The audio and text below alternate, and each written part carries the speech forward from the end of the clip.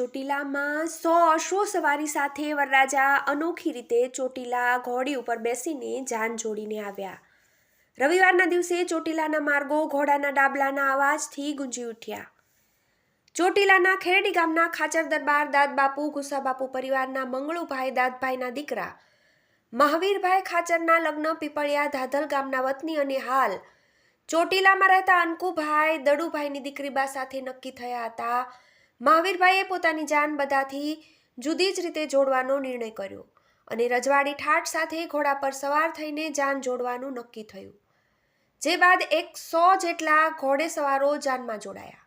ખેરડીથી નીકળેલી જાન ચોટીલા પહોંચતા આકર્ષણનું કેન્દ્ર બની। રોડ પર એક સાથે 100 જેટલા અશ્વો પર પસાર થતા જાનૈયાઓને જોઈને રોડ પરથી આવતા જતા લોકો પણ દંગ રહી ગયા અને જાડેરી જાન જોવા માટે થોડીવાર માટે ઊભા રહી ગયા। રજવાડી પોશાક સાથે ઘોડી પર સવાર વરરાજા મહાવીરભાઈ ખાચર પર જાનૈયાઓ રૂપિયાનો વરસાદ કરતા જતા હતા। મહાવીરભાઈની જાન જોવા માટે મોટી સંખ્યામાં લોકો ઉમટી પડ્યા હતા।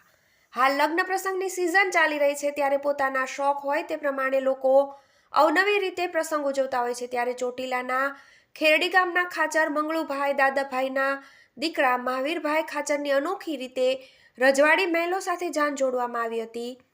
મહાવીરભાઈ ખાચરના લગ્ન પ્રસંગે એક સાથે 100 ઘોડે અશ્વો સાથે જાન ચોટીલા પહોંચી હતી ત્યારે અનોખી રીતે રજવાડી મહેલો અને રજવાડી પોશાક સાથે અશ્વો ઉપર સવાર થઈને વરરાજા નીકળ્યા હોય અને એક સાથે 100 અશ્વો સવારી સાથે જાન ચોટીલા આવતી હોય હાઈવે પર લોકો થંભી ગયા હતા અને જાનને જોવા માટે લોકોના ટોળા વળ્યા હતા। Reporter Naina Joshi, TV18 news, Chotila.